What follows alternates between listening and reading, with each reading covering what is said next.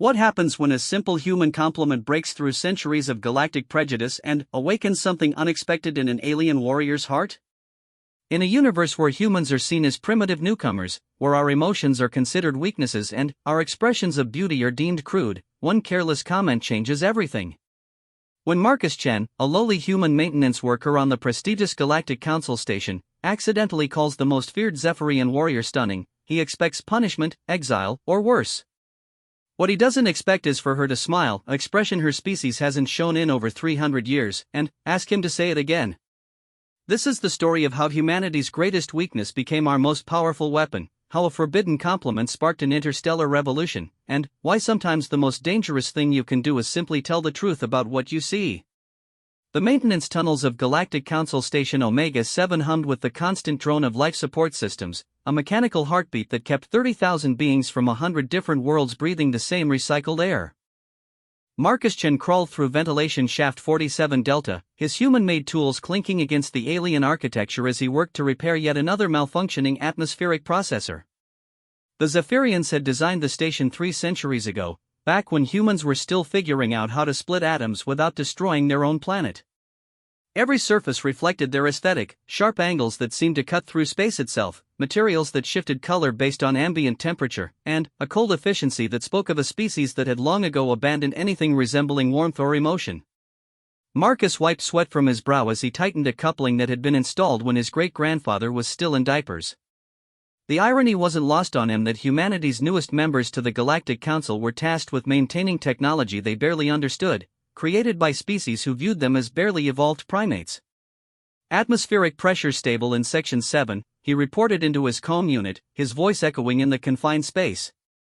Moving to Section 8. The response came in the form of a series of clicks and whistles from Maintenance Supervisor Clickstar, one of the spider-like Ardhani who ran the station's infrastructure. Marcus had learned enough of their language to understand the basic message: hurry up, human, there are more important things than your comfort. As he emerged from the ventilation system into Corridor 8 Gamma, Marcus nearly dropped his toolkit. Standing less than 10 meters away, her back to him as she studied a holographic display, was a Zephyrian female. Not just any Zephyrian, but one of the Stellar Guard, the elite warriors who served as both military force and diplomatic protection for the Council. Even from behind, she was unlike anything Marcus had ever seen. The Zephyrians were naturally tall and lean, built for their high-gravity homeworld, but this one possessed a grace that seemed to defy physics. Her armor flowed like liquid mercury across her form, adapting to her movements while maintaining perfect protection. Crystalline formations grew from her shoulders and the back of her skull, marking her as nobility among her kind, and they caught the station's artificial light in ways that created dancing rainbows across the corridor walls. Marcus knew he should retreat, slip back into the maintenance tunnels and continue his work. Humans were tolerated on the station, nothing more. They were the newest species to join the Council, barely 2 decades into their membership, and their presence was still controversial among many of the older races. Direct interaction with the Stellar Guard was strongly discouraged for someone of his lowly status. But something made him pause. Perhaps it was the way she held herself, a subtle tension in her shoulders that spoke of burden rather than authority. Or maybe it was the hologram she was studying, which Marcus could now see was a report on the recent terrorist attacks on the Outer Rim colonies. Whatever it was, something human and instinctive made him want to reach out, to offer comfort to someone who seemed to need it. That was his first mistake. The Zephyrian must have sensed his presence, because she turned with the fluid motion of a predator, her hand already moving toward the plasma weapon at her side. Marcus found himself face to face with features that were both alien and hauntingly familiar. Her skin was a pale blue-white that seemed to glow from within, her eyes were large and silver like polished mirrors, and her face was angular in ways that shouldn't have been beautiful by human standards. But they were. God help him, they were stunning. That's when Marcus made his second, far more catastrophic mistake. "You're stunning," he breathed, the words escaping before his brain could engage his mouth's safety protocols. The effect was immediate and terrifying. Every Zephyrian in the corridor, and Marcus now realized there were several stationed at various points, went completely still. The ambient temperature seemed to drop several degrees, and the soft background chatter of the station's diverse population faded to absolute silence. The female warrior's silver eyes widened in what Marcus was pretty sure was shock, though reading Zephyrian expressions was something they definitely hadn't covered in his cultural sensitivity training. Her hand, which had been moving toward her weapon, stopped mid-motion and began to tremble slightly. Marcus's mouth went dry. He'd heard stories about what happened to humans who overstepped their boundaries with other council species. Best case scenario, he'd be expelled from the station and blacklisted from any future galactic employment. Worst case scenario, he'd become an interstellar incident. I'm sorry, he stammered, taking a step backward. I didn't mean to, that is, I shouldn't have. But the Zephyrian wasn't reaching for her weapon anymore.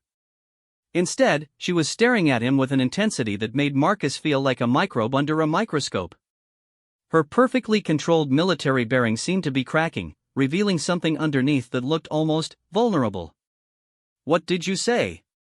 Her voice was like wind chimes in a gentle breeze, musical in ways that human vocal cords could never replicate.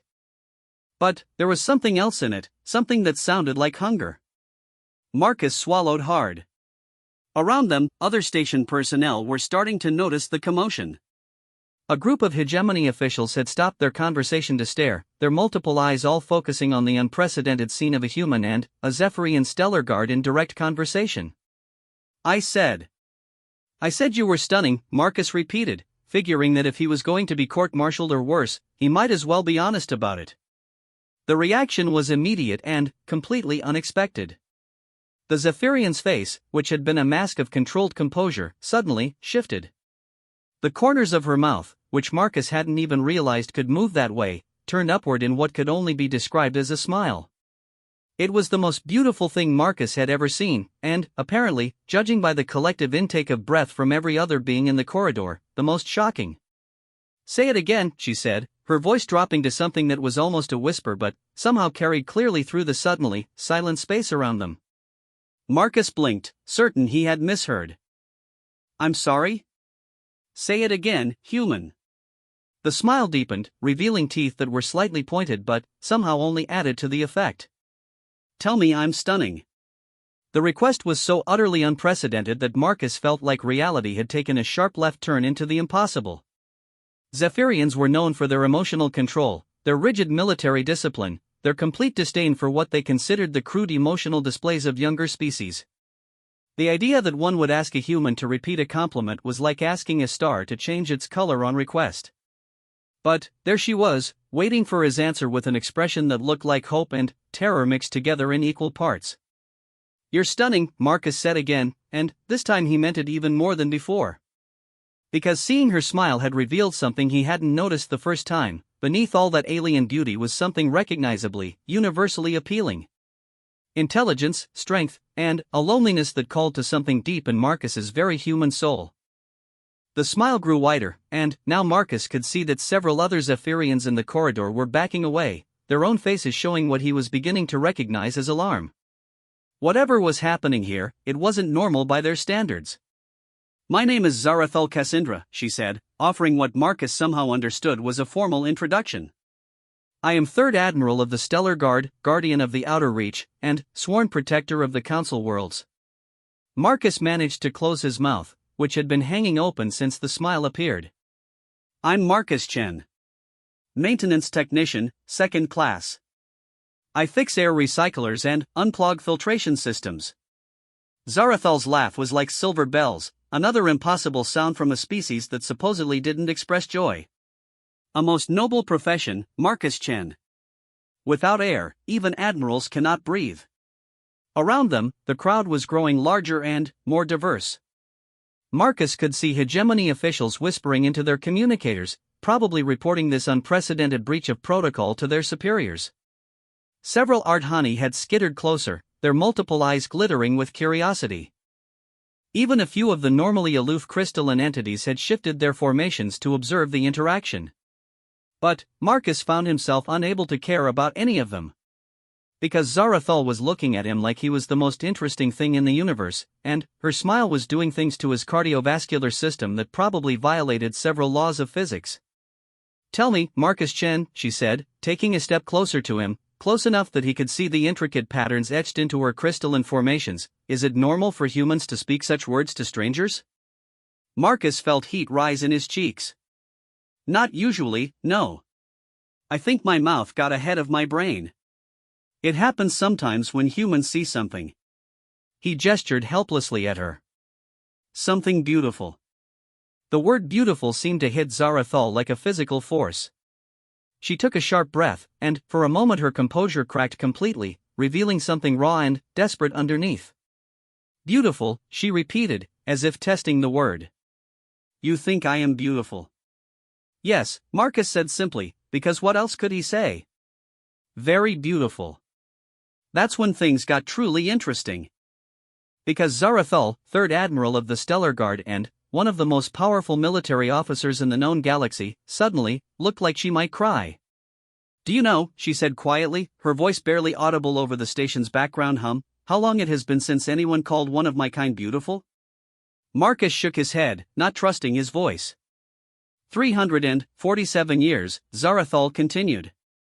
Not since the Great Reformation, when our people chose duty over feeling, efficiency over beauty, control over joy. She reached up and touched one of her crystalline formations, her fingers tracing the glowing edges with something that looked like wonder. We were taught that beauty was weakness, that emotions were flaws to be corrected, that the only value was in service to the greater good. The crowd around them had gone completely silent now, hanging on every word. Marcus realized he was witnessing something historic, a moment when centuries of cultural conditioning was being challenged by something as simple as an honest human reaction. But, humans, Zarathal said, her silver eyes fixed on Marcus's face, humans see beauty everywhere, don't you? Even in beings that have forgotten how to see it in themselves. Marcus nodded, finding his voice again. It's hard not to. Beauty it's part of who we are, I guess. We can't help but notice it, appreciate it, want to share it with others. Share it, Zarathal repeated, as if the concept was foreign. Yes. You shared your appreciation with me, a stranger, with no thought of gain or consequence. She looked around at the assembled crowd, many of whom were now backing away from what they clearly saw as a dangerous situation. My own people would call this madness. Emotional contamination. A breach of protocol that should result in disciplinary action. Marcus felt a chill run down his spine. Should I go? I don't want to cause you trouble. But Zarathal shook her head, and her smile returned, smaller now but somehow more determined. No, Marcus Chen. I think perhaps it is time for me to cause myself some trouble. She straightened to her full height, which put her nearly 2 meters tall, and her voice carried the authority of someone accustomed to being obeyed. I would like to know more about this human appreciation of beauty. Would you be willing to teach me? The request was so unexpected, so unprecedented, that Marcus felt like he was living in a dream. Teach you? Yes. Show me how humans see beauty. Help me understand what I have forgotten. She paused, and her voice became softer, more vulnerable. Help me remember how to smile. Marcus looked around at the crowd of aliens, all watching him with expressions ranging from curiosity to alarm to what might have been envy. He thought about his position on the station, his career prospects, the very real possibility that this conversation would end his galactic employment forever. Then, he looked back at Zarathal, at her silver eyes full of hope and her smile that had already changed something fundamental in the way he saw the universe, and realized that some things were worth risking everything for. I'd be honored to, he said. And, somewhere in the crowd, a hegemony official activated an emergency communication protocol, sending word of this unprecedented development racing through the communication networks that connected the known galaxy. By the time Marcus and Zarathal finished their conversation, the news would have reached the highest levels of the Galactic Council. A human had made a Zephyrian smile, and she had asked him to do it again. The implications would shake the foundations of interstellar society. But, for now, in this corridor on a space station at the edge of known space, all that mattered was a moment of connection between two beings who had found beauty in each other across the vast divide of species and culture. Marcus Chen, maintenance technician second class, had no idea that his careless compliment had just started a revolution. All he knew was that when Zarathal smiled at him again, the entire universe seemed a little brighter. The emergency session of the Galactic Council Inner Circle convened exactly 18 hours after what the official reports were calling the incident. The chamber, a massive sphere of crystallized starlight suspended in the void between three artificial suns, hummed with tension as representatives from the 12 founding species took their positions around the central podium.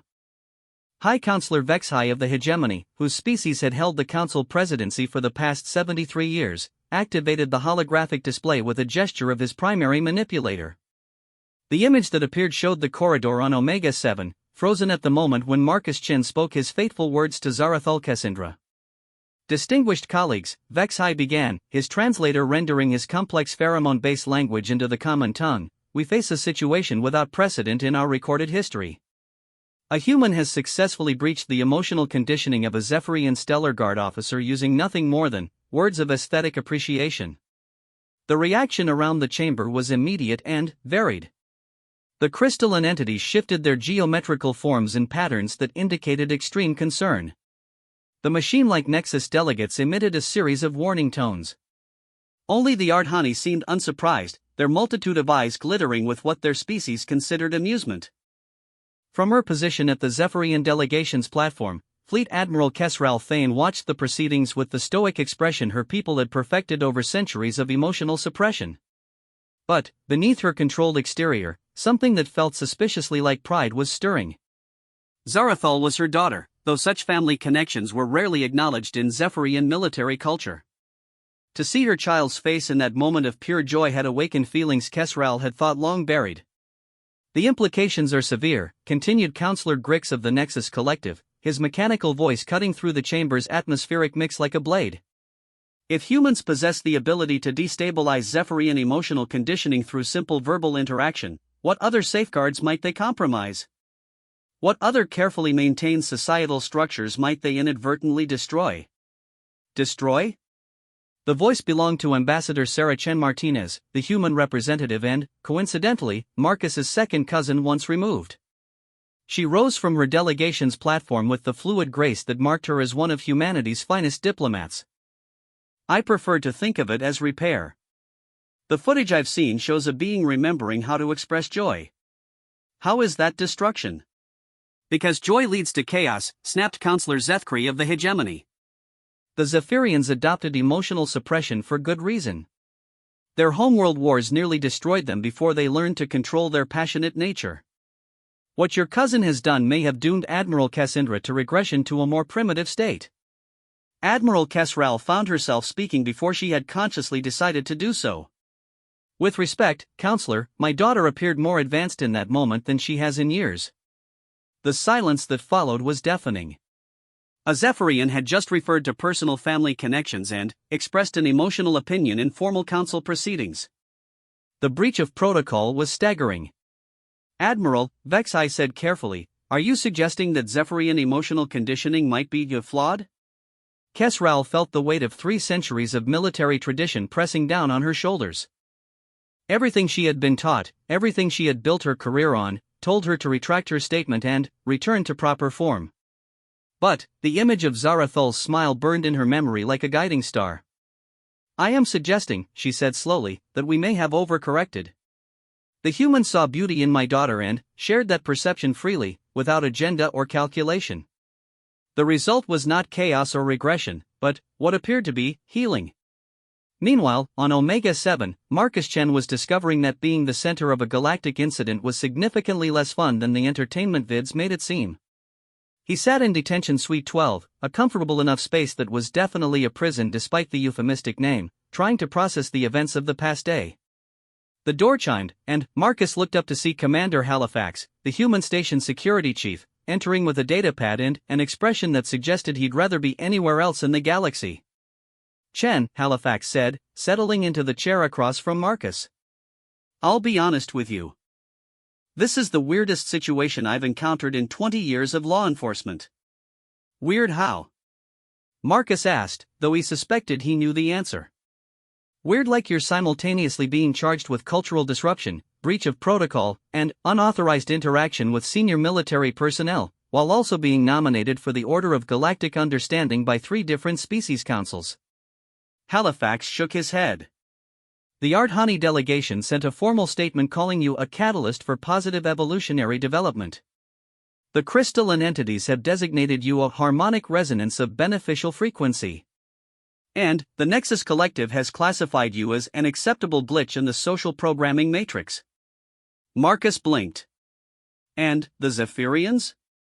Halifax's expression grew complicated. That's where things get really interesting. Fleet Admiral Kesral has formally requested that all charges against you be dropped, citing therapeutic value of the interaction for military personnel welfare. She's also submitted a petition for you to be assigned as a cultural liaison to the Zephyrian fleet. What now? Your job would be teaching Zephyrian officers about human emotional expression and aesthetic appreciation. Basically, you'd be paid to tell alien warriors they're beautiful. Halifax paused, studying Marcus's face. The position comes with a rank equivalent to lieutenant colonel, a salary that would make a planetary governor jealous, and diplomatic immunity on all council worlds. Marcus felt like reality was playing practical jokes on him. And if I refuse? Then, you get deported back to Earth with a black mark on your record that would make you unemployable for anything more complex than cleaning waste recycling units. Halifax leaned forward. Marcus, I've got to ask. What exactly did you do to that Zephyrian? The security footage shows her reaction, but it doesn't explain why a species that's been emotionally flatlined for 3 centuries suddenly wants to learn about human beauty standards. Marcus thought about how to answer that question. How do you explain that moment when 2 different forms of consciousness touched across the vast gulf of species and evolution? How do you describe the feeling of seeing someone discover wonder for the first time? I think, Marcus said slowly, I reminded her that she was more than just a function. That she was a being worthy of appreciation for what she was, not just what she could do. Halifax nodded thoughtfully. And now she wants to remember how to be that being again. Before Marcus could respond, the detention suite's communication system activated. The face that appeared on the screen was unmistakably Zephyrian, with the crystalline formations and pale luminescence that marked the species, but Marcus didn't recognize the individual. Human Marcus Chen, the figure said in the musical Zephyrian tone, I am Fleet Admiral Kesral Thane, commander of the 3rd Deep Space Battle Group and mother to Admiral Zarathul Cassandra. Marcus's mouth fell open. He was being personally contacted by one of the most powerful military leaders in the galaxy, who had just casually mentioned a family relationship that should have been classified information. Admiral, Marcus managed to say. I'm honored by your contact, ma'am. The honor is mine, Marcus Chen. My daughter has requested permission to speak with you directly, but council protocols require that I first verify your willingness to continue cultural exchange with our species. Kesral's expression was controlled, but Marcus was beginning to recognize the subtle signs of Zephyrian emotion. I must inform you that such interaction carries significant risks. There are those among the council who view your influence as dangerous, even corrupting. And what do you view it as, Admiral? Marcus asked. For a moment, Kesral's mask slipped completely, revealing something that looked like desperate hope. I view it as the first genuine laughter I have heard from my daughter in 15 years. If that is corruption, then perhaps we have been pure for too long. The communication link shifted, and suddenly, Marcus was looking at Zarathul. But this wasn't the composed warrior from the corridor.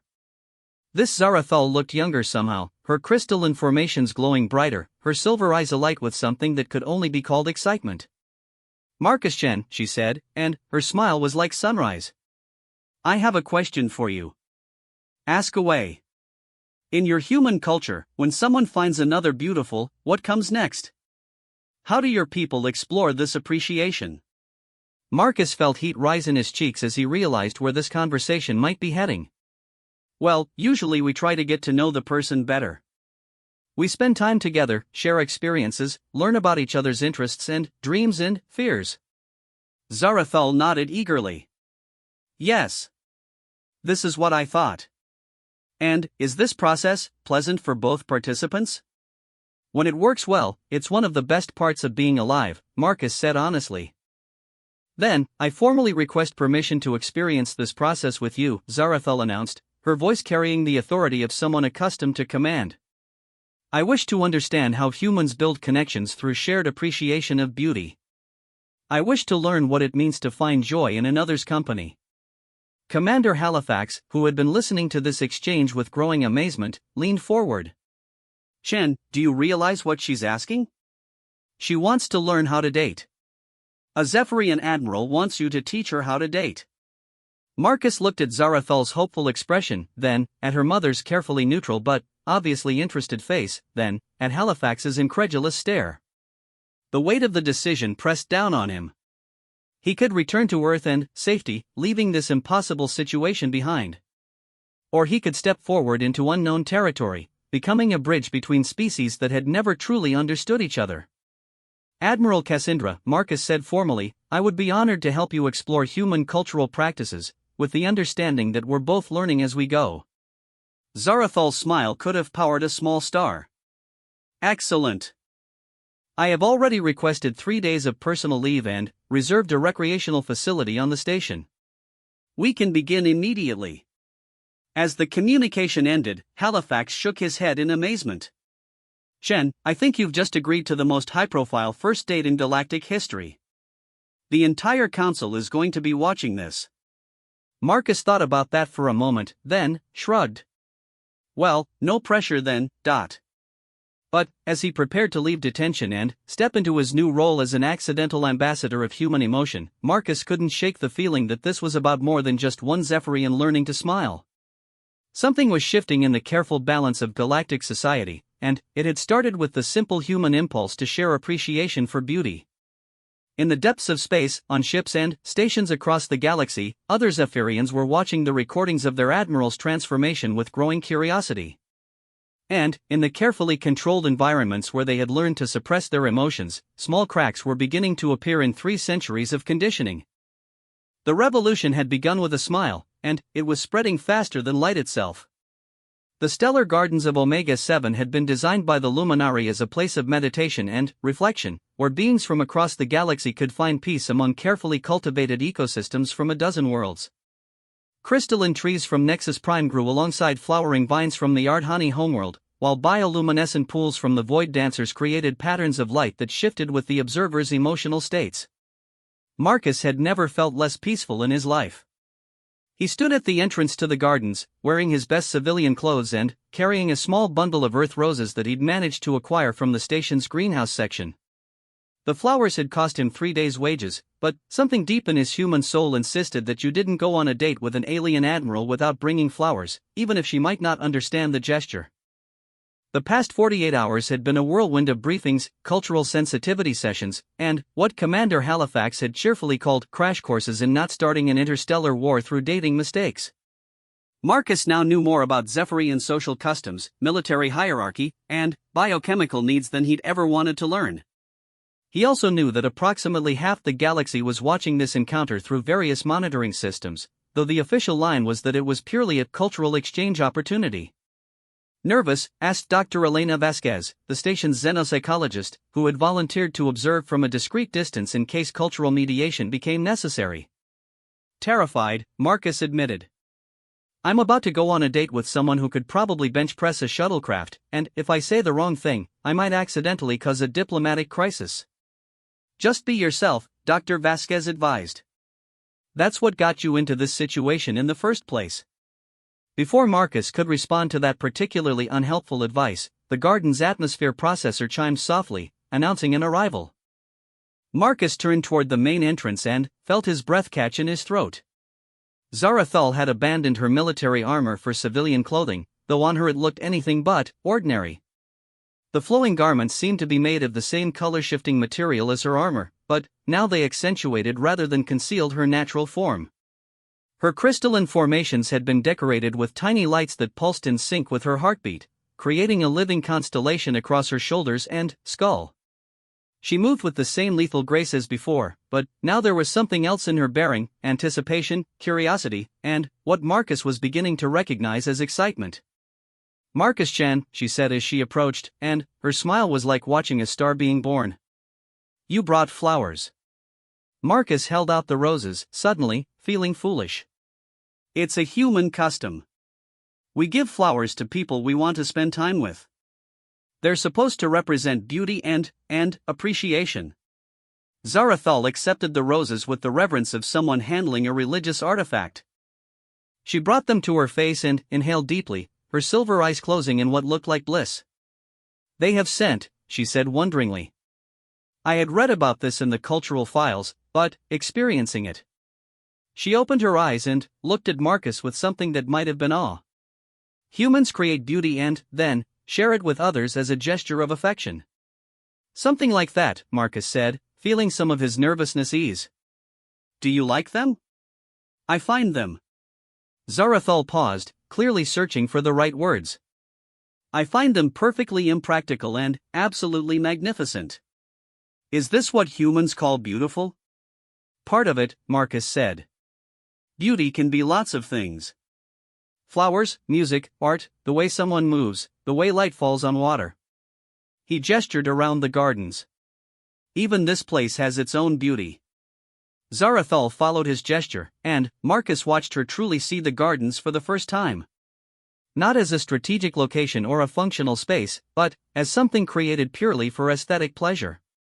Her expression shifted through surprise, wonder, and, finally, something that looked like hunger.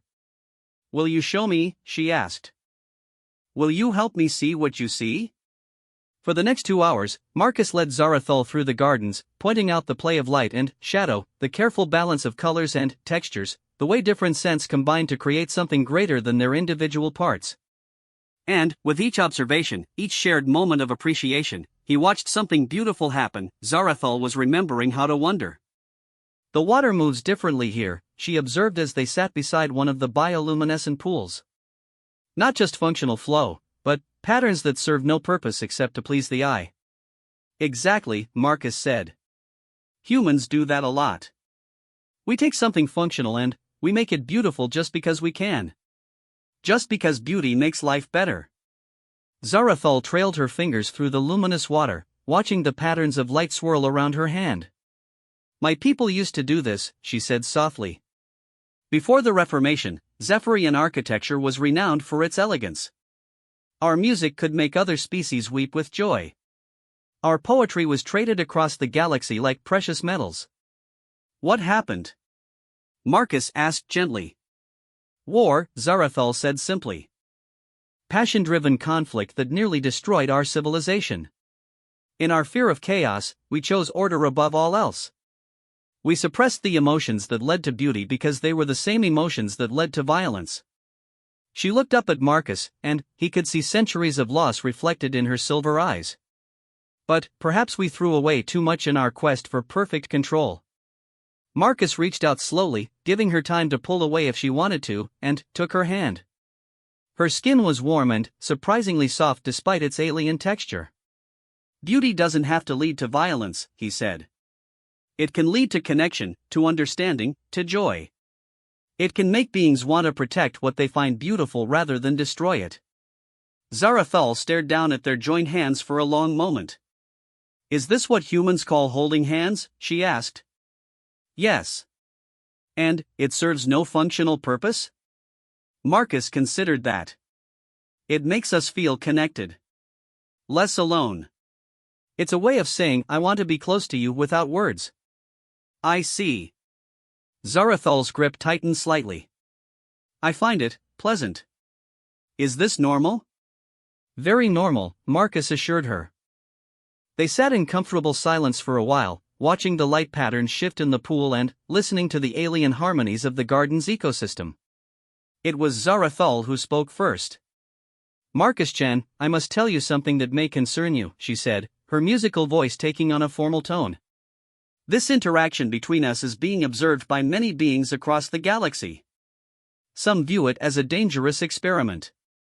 Others see it as an opportunity for understanding. But all are watching to see what happens when a human teaches a Zephyrian to feel again.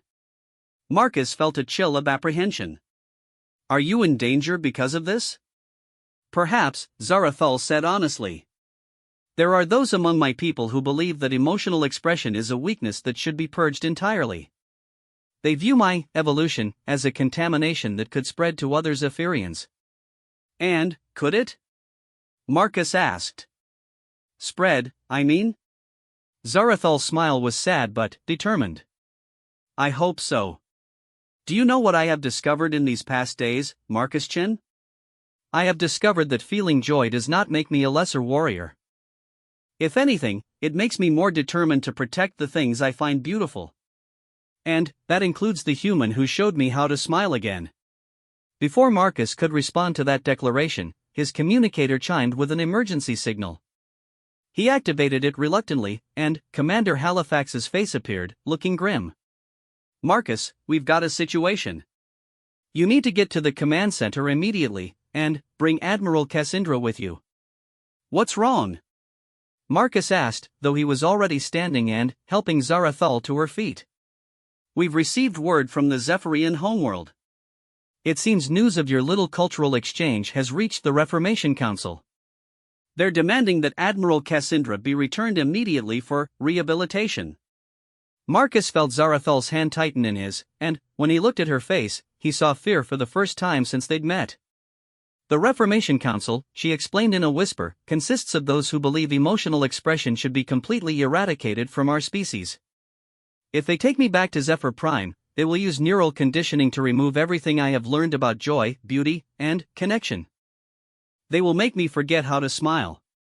Marcus looked down at their joined hands, then back at Zarathal's frightened but determined face. In that moment, he made a decision that would echo across the galaxy for generations to come. Then, we won't let them take you, he said simply. Marcus, Halifax's voice came through the communicator, you need to understand what you're dealing with here. The Reformation Council has the backing of the Zephyrian military hierarchy and significant influence in the Galactic Council. If you try to interfere with their retrieval of Admiral Cassandra, you could be charged with kidnapping, interference with military justice, and about a dozen other crimes. Marcus felt Zarathal's hand trembling in his, and something fierce and protective rose in his chest. This was what humans did, what they'd always done, they stood up for those they cared about, even when the odds were impossible.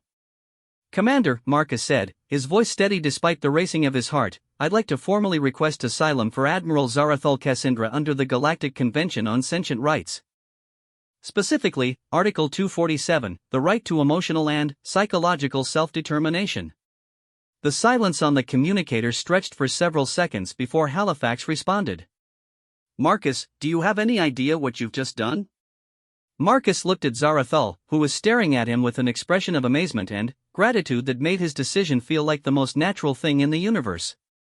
I think, Marcus said, I just told the galaxy that beauty is worth fighting for.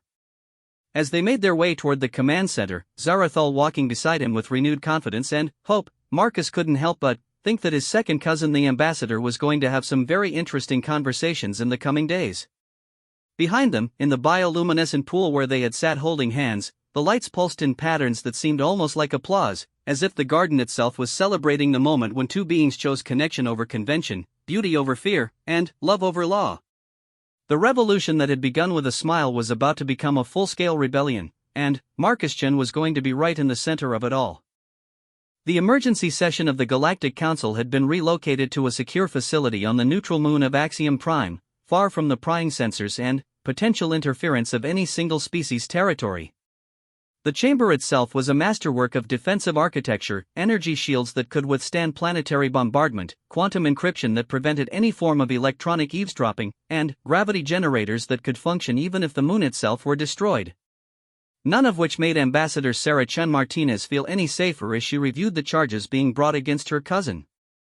Harboring a fugitive from military justice, interference with council authority, incitement to rebellion, and violation of the Species Cultural Integrity Act, she muttered, scrolling through the legal documentation that had been flooding her desk for the past 18 hours.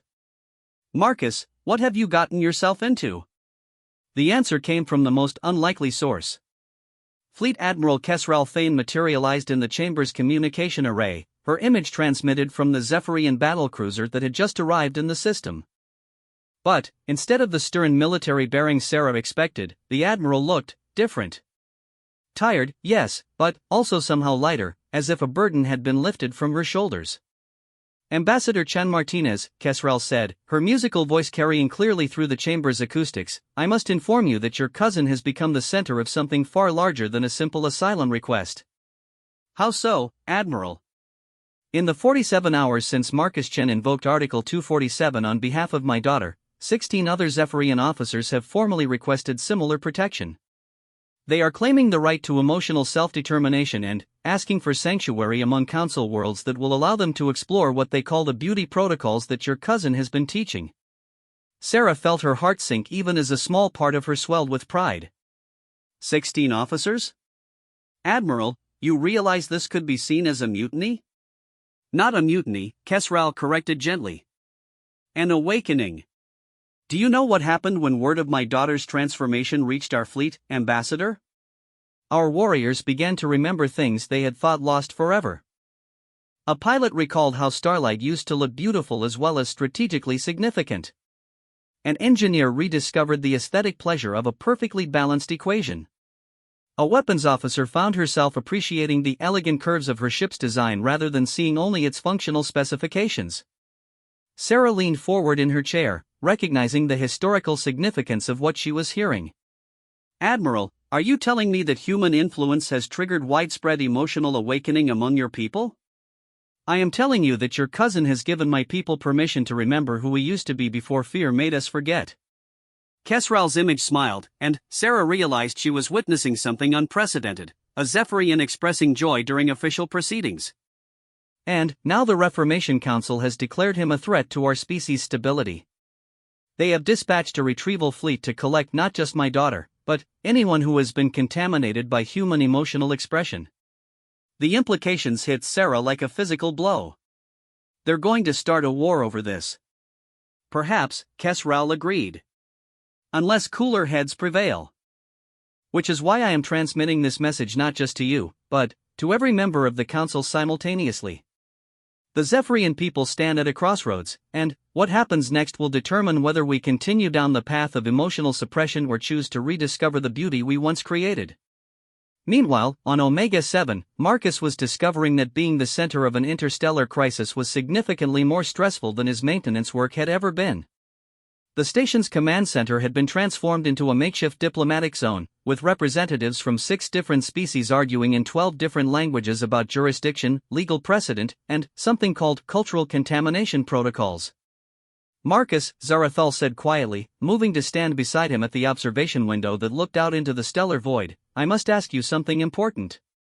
Anything, Marcus replied, though he didn't take his eyes off the approaching fleet of Zephyrian warships that had just dropped out of hyperspace. If you could go back to that moment in the corridor when you first called me beautiful, knowing what you know now about the consequences, would you still say those words? Marcus turned to look at her, taking in the worry lines around her silver eyes and the way her crystalline formations pulsed with nervous energy. Then, he looked past her to where 17 other Zephyrian officers stood in the command center, all of them volunteers who had chosen to risk everything for the right to feel again. Zarathal, he said seriously, those were the most important words I've ever spoken. If saying them means you get to keep smiling, then I'd shout them from every speaker on every space station in the galaxy. Her smile, when it came, was radiant enough to power the station's main reactor. But, before she could respond, the command center's communication array activated, and a new voice filled the space. Omega 7 Command, this is Reformation Fleet Admiral Zefkul of the cleansing vessel Discipline's Edge. You are harboring Zephyrian military personnel who have been declared mentally compromised and dangerous to civil order. Surrender them immediately or face the consequences. Commander Halifax stepped forward to respond, but Zarathal raised her hand, requesting permission to speak. When Halifax nodded, she moved to the communication station with the bearing of the experienced military officer she was. Admiral Zefkul, she said formally, this is Admiral Zarathal Cassandra. I and my fellow officers are here voluntarily, under the protection of galactic law. We have committed no crime except choosing to remember who our people used to be. Admiral Cassandra, came the cold response, you have been infected with emotional contamination that threatens the stability our people have maintained for 3 centuries. Report to the nearest Reformation facility for correction, or be declared a traitor to your species. And, what, Zarathal asked, her voice carrying clearly through the command center, if I choose neither option? The silence that followed was ominous. When Zefkul spoke again, his voice carried the weight of absolute authority. Then, you will be retrieved by force, along with anyone who attempts to harbor you. The Reformation Council has declared this a matter of species survival. We will not allow human emotional chaos to destroy what we have built. Marcus felt a chill run down his spine, but, before he could respond, another voice cut through the tension. Admiral Zethkal, said Fleet Admiral Kesral's voice from the communication array, before you take any action you might regret, I suggest you look at your tactical displays. On the command center's main screen, the space around Omega-7 suddenly became very crowded. Dropping out of hyperspace in perfect formation came ships from a dozen different species, Ardhani web spinners, Nexus geometric constructs, crystalline entity formations, and others that Marcus didn't recognize. But, most surprising of all were the sleek forms of Zephyrian vessels, their hulls bearing the insignia of various fleet commands. Admiral Zethkal, Kesral continued, her voice now carrying the authority of someone who had spent decades commanding respect across the galaxy, I want you to understand what you're facing. Those ships represent not just the Council fleet, but approximately 40% of the Zephyrian military, all of whom have officially declared their support for the principle of emotional self-determination. Marcus watched the tactical display, hardly able to believe what he was seeing. What had started as his clumsy compliment to a beautiful alien had somehow sparked a civil war. This is mutiny, Zethkal responded, but Marcus could hear uncertainty creeping into his voice. This is evolution, Kesral corrected. And, you have a choice, Admiral. You can fire on your own people and start a war that will tear our species apart, or you can stand down and allow us to chart a new course toward a future where Zephyrians can be both strong and beautiful, disciplined and joyful. The silence stretched for long minutes while everyone in the command center held their breath. Marcus found himself reaching for Zarathal's hand, offering what comfort he could as she faced the possibility of her own people declaring war on her for the crime of learning to smile. When Zethkal spoke again, his voice was quieter, more thoughtful. Admiral Kesral, if we allow this contamination to spread, how can we be certain it won't lead us back to the chaos that nearly destroyed our civilization? It was Zarathal who answered, her voice strong and clear. Because, Admiral, we are not the same people we were 3 centuries ago. We have learned discipline and control. Now we can learn to balance those virtues with wonder and joy. The human beside me has shown me that it's possible to feel deeply and still think clearly, to appreciate beauty and still act responsibly. She squeezed Marcus's hand, drawing strength from the connection. I have felt joy, Admiral, and it has not made me weak.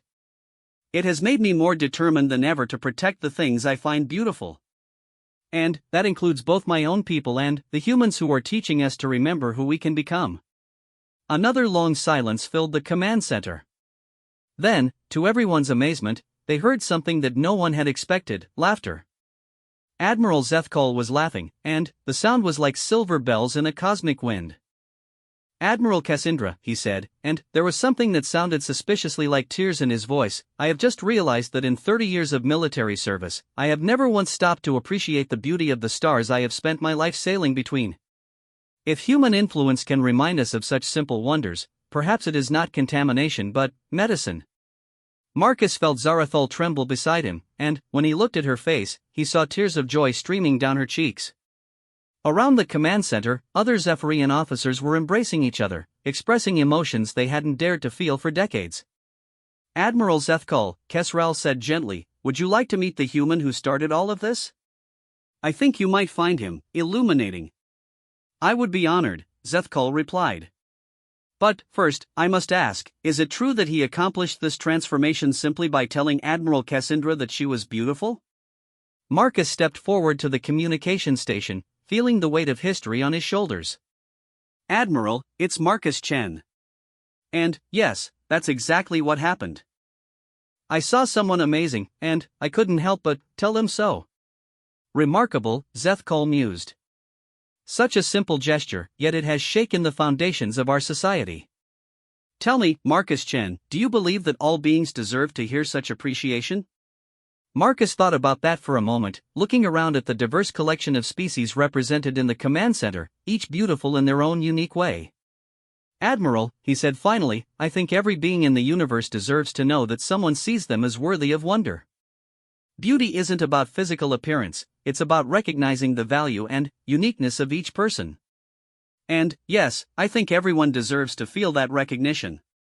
Then, perhaps, Admiral Zethkal said, his voice now warm with something that could only be called hope, it is time for all of us to learn this human art of appreciation. Will you teach us, Marcus Chen?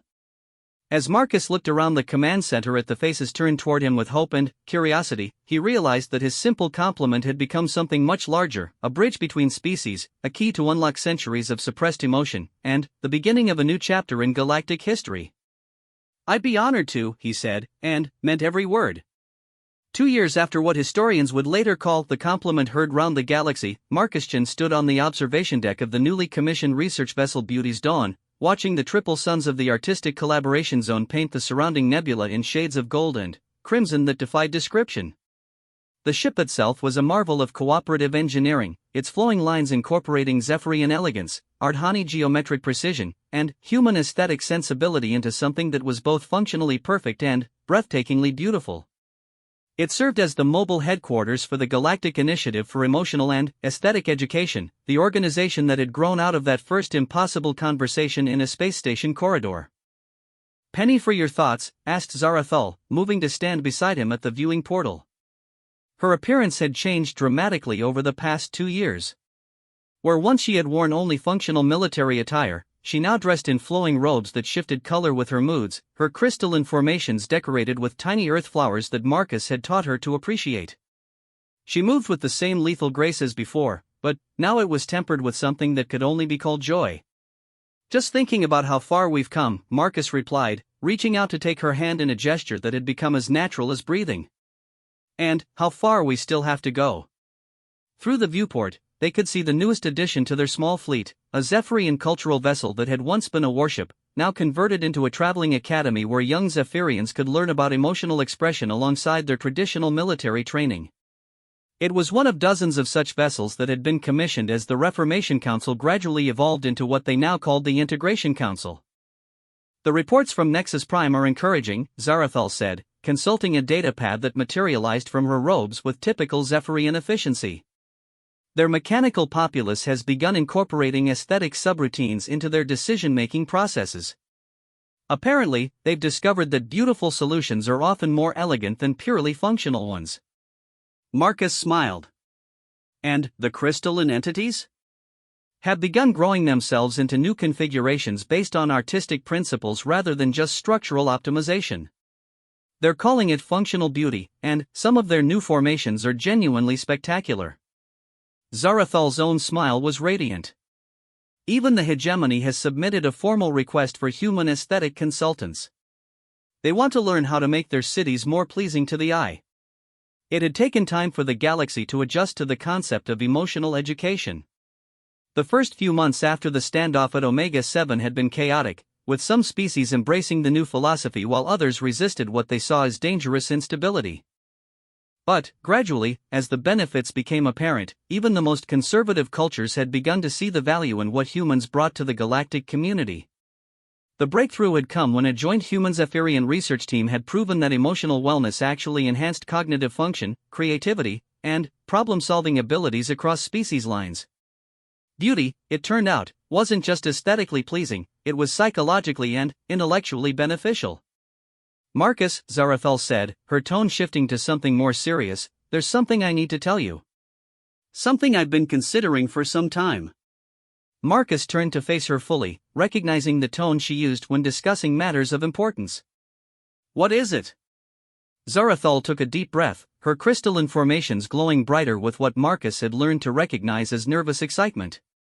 "I have been offered a position as the first Zephyrian ambassador of cultural integration to Earth. The role would involve establishing permanent exchange programs, teaching human appreciation techniques to young Zephyrians, and serving as a liaison between our species." Marcus felt his heart skip a beat. "That's incredible, Zarathul. It's exactly the kind of role you were meant for." "The position," she continued, her silver eyes fixed on his face, "would require permanent residence on Earth. I would be leaving the fleet, leaving space, leaving everything I've known for most of my life." She paused, and Marcus could see vulnerability in her expression. "I would only consider such a dramatic change if I had a compelling reason to want to learn more about human culture from the inside." Marcus felt the words she wasn't saying hanging in the air between them, and his heart began to race. over the past 2 years, their relationship had deepened from teacher and student to something that transcended species boundaries. They had shared experiences, learned from each other, and discovered that connection could exist between any two beings willing to see beauty in each other. But they had never talked about the future, never discussed what it might mean for a human and a Zephyrian to build something permanent together. "Zarathal," Marcus said carefully, "are you saying what I think you're saying?" Her smile was like a supernova, brilliant and impossible to look away from. "I am saying, Marcus Chen, that you once told me I was beautiful, and, in doing so, you gave me permission to become beautiful. Now I want to spend the rest of my life learning what other wonders we might discover together." Before Marcus could respond, the ship's communication system activated, and Dr. Vasquez's voice filled the observation deck. "Marcus, Zarathal, you might want to come to the communications center. We're receiving a priority transmission from Earth." They made their way through the ship's corridors, passing other members of their diverse crew. The Beauty's dawn was staffed by beings from 8 different species, all working together to spread the principles of emotional and aesthetic education throughout the galaxy. It had become a symbol of what was possible when different forms of consciousness chose cooperation over competition, understanding over fear. In the communications center, they found Dr. Vasquez and the rest of the senior staff gathered around the main display, which showed the face of Earth's Secretary General for Interstellar Affairs. "Dr. Chen, Admiral Cassandra," the Secretary General began, using the formal titles that Marcus still wasn't entirely comfortable with. "I'm contacting you with extraordinary news.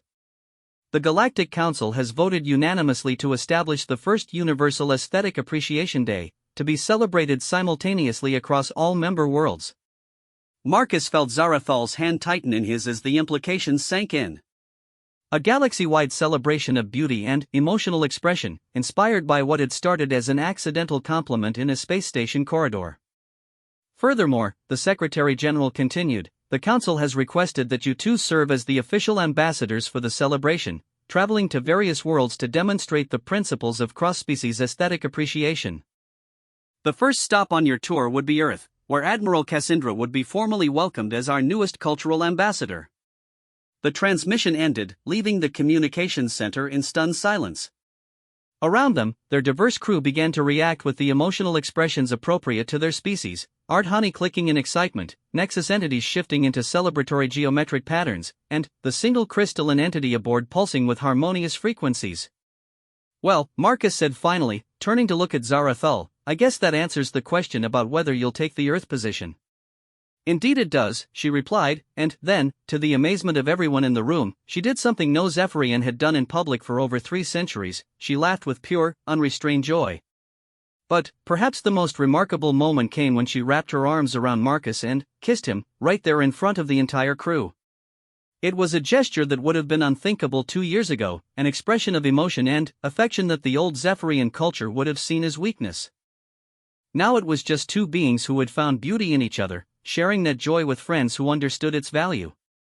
As news of the Universal Aesthetic Appreciation Day spread across the galaxy, something unprecedented happened. On worlds where emotional expression had been suppressed or discouraged, beings began to remember how to appreciate beauty. Art that had been hidden away was brought back into the light. Music that had been silenced began to play again. Stories that celebrated love and wonder and the simple joy of being alive started to spread from world to world. The revolution that had begun with Marcus calling Zarathal stunning had become something larger than either of them could have imagined, a galactic renaissance of beauty, emotion, and connection that touched every species in known space. 6 months later, Marcus and Zarathal stood in the rose garden behind the Earth Embassy on Luna, watching the sunset paint the lunar mountains in shades of purple and gold. Zarathal had adapted well to life on Earth, though she insisted on maintaining artificial gravity fields that matched her home world when she slept. "Marcus," she said, her voice carrying the musical quality that had first captivated him, "do you ever wonder what would have happened if you hadn't spoken that day in the corridor?" Marcus considered the question seriously. "Sometimes. But, then, I remember that humans are hardwired to notice beauty and share it with others. Even if it hadn't been me that day, it would have been another human, eventually. We can't help ourselves when we see something wonderful." Zarathal smiled, and Marcus still felt his heart skip a beat every time she did it. And that, she said, is perhaps the most beautiful thing of all about your species. You see wonder everywhere, and you assume others want to share in that wonder too. Do you? Marcus asked. Want to share in it, I mean? Instead of answering with words, Zarathul took his face in her hands and kissed him as the Earth's moon hung full and bright above them, its light reflecting off her crystalline formations and creating patterns of beauty that no artist had ever imagined. When they finally broke apart, Marcus realized that their story had come full circle. It had begun with him seeing beauty in her, and now, as they prepared to spend their lives together, they had learned to see beauty in everything around them, in the diversity of the galaxy, in the connections between different forms of consciousness, and in the simple miracle of two beings choosing to care for each other across the vast distances of space and species. You know, Marcus said as they walked back toward the embassy, hand in hand under the lunar stars, I think we might have accidentally saved the galaxy by teaching it how to fall in love. Zarathul's laugh carried on the thin lunar atmosphere, a sound of pure joy that would have been impossible 2 years ago. Marcus Chen, she said, I think that might be the most beautiful truth anyone has ever spoken.